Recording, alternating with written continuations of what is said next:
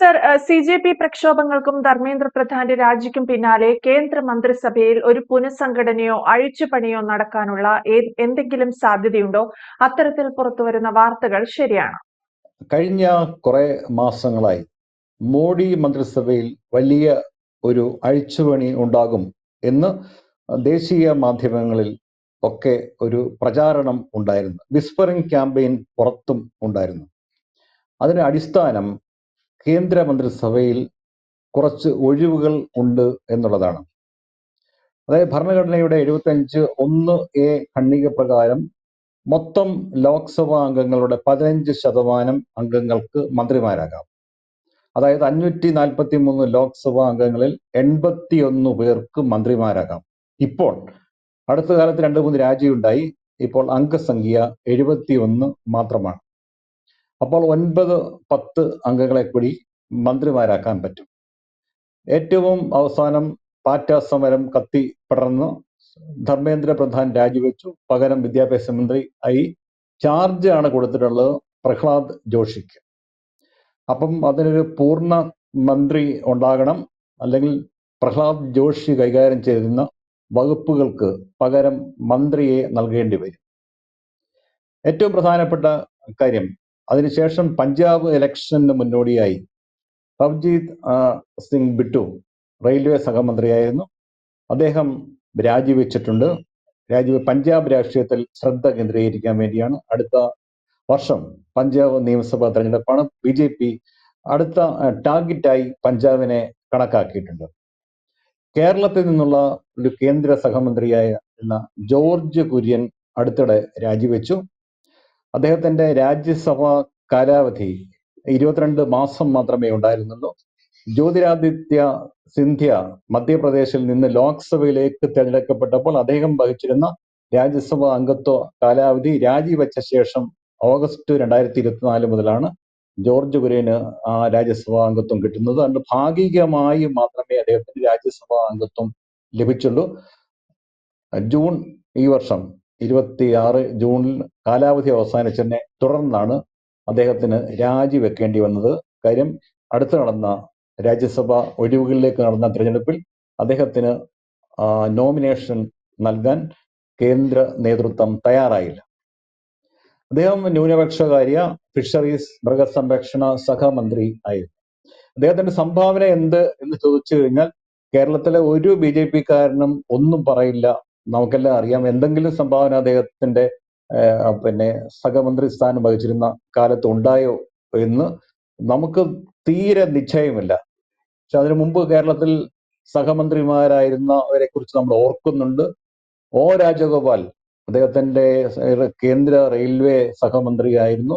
ഒട്ടേറെ ട്രെയിനുകൾ അദ്ദേഹത്തിന്റെ കാലത്ത് കേരളത്തിൽ കൂടെ പുതുതായി സർവീസ് ആരംഭിച്ചു. റെയിൽവേ വികസനത്തിന് അദ്ദേഹത്തിൻ്റെതായ സംഭാവനകളുണ്ട്. ഹൈ പ്രൊഫൈൽ കേന്ദ്ര സഹമന്ത്രിയാണ് നമ്മുടെ സുരേഷ് ഗോപി. കേരളത്തിൽ നിന്ന് ആദ്യമായി BJP-ക്ക് ലോക്സഭാ അംഗത്വം നേടിക്കൊടുത്തത് അദ്ദേഹമാണ്. വലിയ ഭൂരിപക്ഷത്തിൽ തൃശ്ശൂരിൽ നിന്ന് അദ്ദേഹത്തിന് കേന്ദ്രമന്ത്രി സ്ഥാനം കിട്ടും, ക്യാബിനറ്റ് റാങ്ക് കിട്ടും എന്ന് നമ്മളൊക്കെ പ്രതീക്ഷിച്ചിരുന്നു. പക്ഷെ അദ്ദേഹത്തിന് സഹമന്ത്രി സ്ഥാനമാണ് കിട്ടിയത്. പെട്രോളിയം ഉൾപ്പെടെയുള്ള പ്രധാനപ്പെട്ട വകുപ്പുകളുടെ സഹമന്ത്രിയാണ് അദ്ദേഹം. അദ്ദേഹത്തിന്റെ സംഭാവനകളും എന്ത് എന്നതിനെ കുറിച്ച് നമുക്ക് വലിയ ധാരണകളൊന്നുമില്ല. എന്തെങ്കിലും നോട്ടബിൾ ആയിട്ടുള്ള, ശ്രദ്ധേയമായിട്ടുള്ള സംഭാവനകൾ കേരളത്തിന് വേണ്ടി അദ്ദേഹം ചെയ്തുവോ എന്ന കാര്യത്തിൽ സംശയം ബാക്കിയുണ്ട്. മാത്രമല്ല, അദ്ദേഹത്തിന് സിനിമ ആണ് അദ്ദേഹത്തിന്റെ ജീവാത്മാവും പരമാത്മാവും. അതുകൊണ്ട് തനിക്ക് സിനിമ അഭിനയം തുടരാനും അങ്ങനെ അതിൽ നിന്നുള്ള വരുമാനം കൊണ്ട് സാമൂഹിക പ്രവർത്തനം നടത്താനും വഴിയൊരുക്കിക്കൊണ്ട് മന്ത്രിസ്ഥാനത്ത് നിന്ന് തന്നെ ഒഴിവാക്കണം എന്ന് അദ്ദേഹം പറഞ്ഞതായും നേരിട്ടും അല്ലാതെയും വാർത്തകൾ നമ്മുടെ മുന്നിൽ ഉണ്ട്.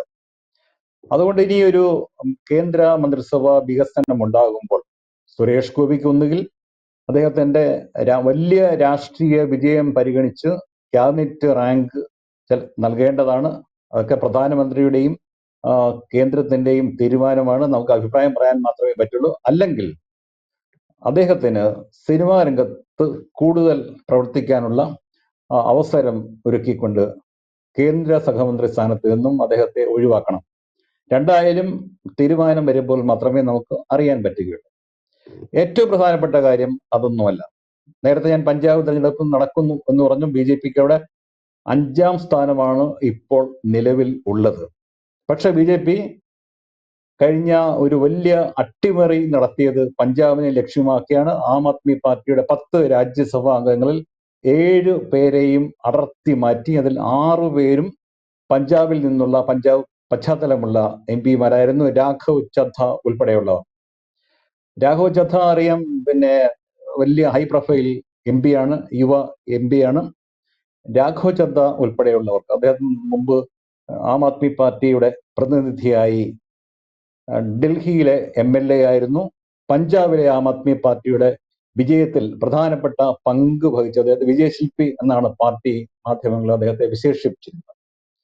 അപ്പൊ 6 MP മാർ, രാജ്യസഭാ MP മാർ പഞ്ചാബിൽ ആം ആദ്മി പാർട്ടിയിൽ നിന്നും BJPയിലേക്ക് വന്നു. ഇവരിൽ ആരെയെങ്കിലും കേന്ദ്ര മന്ത്രിസഭയിൽ എടുക്കാനുള്ള സാധ്യതയുണ്ട്. കാര്യം അടുത്ത തെരഞ്ഞെടുപ്പിൽ മെച്ചപ്പെട്ട പ്രകടനം പഞ്ചാബിൽ കാഴ്ചവെക്കുന്നതിന് തീർച്ചയായും ഇങ്ങനെയുള്ള ഒരു ഇൻക്ലൂഷൻ, ഈ വിമത MP മാർ അടുത്തതായി BJPയിലേക്ക് വന്ന അവരിൽ നിന്ന് വേണം. ബിട്ടു രാജിവെച്ച ഒഴിവിൽ BJPയിൽ നിന്ന് തന്നെ അവിടെ ഒരു മന്ത്രി ഉണ്ടാകേണ്ടതുണ്ട്. രണ്ടായാലും പഞ്ചാബിൽ നിന്നുള്ള പ്രാതിനിധ്യം കേന്ദ്ര മന്ത്രിസഭയിൽ ഉണ്ടാകേണ്ടതുണ്ട്. അടുത്ത ഉത്തർപ്രദേശാണ്. ഉത്തർപ്രദേശിലെ രാഷ്ട്രീയം കുഴഞ്ഞും മറിഞ്ഞിരിക്കുകയാണ്. മുഴുവൻ ഘടകങ്ങളും BJPക്ക് എതിരാണ്. അയോധ്യ ട്രസ്റ്റ്, രാമജന്മഭൂമിയിൽ പണിത ക്ഷേത്രത്തിൽ നിന്നുള്ള വലിയ കൊള്ള വൈകാരിക പ്രശ്നമായി ആഞ്ഞ് അടിച്ചുകൊണ്ടിരിക്കുകയാണ്.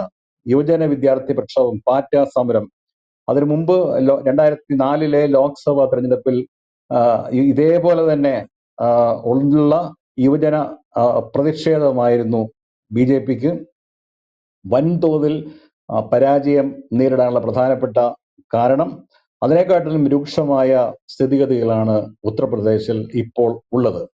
അതുകൊണ്ട് അത് തണുപ്പിക്കാൻ വേണ്ടി ഉത്തർപ്രദേശിൽ നിന്നും കൂടുതൽ പ്രാതിനിധ്യം ഇനി മന്ത്രിസഭയിൽ ഉണ്ടാകാനുള്ള സാധ്യത കാണുന്നുണ്ട്. ശിവസേന മഹാരാഷ്ട്രയിൽ നിന്ന് ശിവസേനയിൽ നിന്ന് ഒട്ടേറെ MP മാരെ അടുത്തിടെ അടർത്തി മാറ്റിയിട്ടുണ്ട്. അവർക്ക് പ്രാതിനിധ്യം കൊടുക്കേണ്ടി വരും. ഏറ്റവും പ്രധാനപ്പെട്ടത്, മമതാ ബാനർജിയെ കൈവിട്ടത് 20 MP മാരാണ് ലോക്സഭയിൽ തന്നെ. ഈ ലോക്സഭ MP മാരിൽ പ്രധാനപ്പെട്ട ഒട്ടേറെ പേരുണ്ട്. മമതാ ബാനർജിയുടെ പ്രസ്ഥാനത്തെ തകർക്കുക എന്നുള്ളത്, അവശിഷ്ടം പ്രസ്ഥാനത്തെ തകർക്കുക എന്നുള്ളതാണ് BJPയുടെ ആത്യന്തിക ലക്ഷ്യങ്ങളിലൊന്ന്. അത് സാധിക്കുമോ ഇല്ലയോ എന്നുള്ള പ്രശ്നം വേറെ നമ്മൾ പ്രത്യേകം അത് ചർച്ച ചെയ്യുന്നുണ്ട്. പക്ഷെ തൃണമൂൽ കോൺഗ്രസിൽ നിന്ന് BJPയിലേക്ക് വന്ന ലോക്സഭാ അംഗങ്ങൾ, രാജ്യസഭാ അംഗങ്ങളുണ്ട്, ലോക്സഭാ അംഗങ്ങളുണ്ട്.